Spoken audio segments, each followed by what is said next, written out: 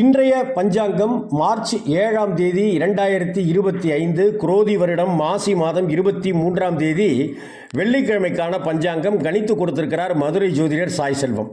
நட்சத்திரம் மிருகஸ்ரீஷம் இரவு 11:32 வரை, அடுத்து திருவாதிரை. திதி வளர்பிறை அஷ்டமி காலை 9:19 வரை, அடுத்து நவமி. கரணம் பவம் காலை 9:19 வரை, அடுத்து பாலவம்.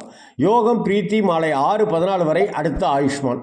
ராகு காலம் 10:12, யமகண்டம் 3:4, குளிகை 7:09, சூலம் மேற்கு, பரிகாரம் வெள்ளம்.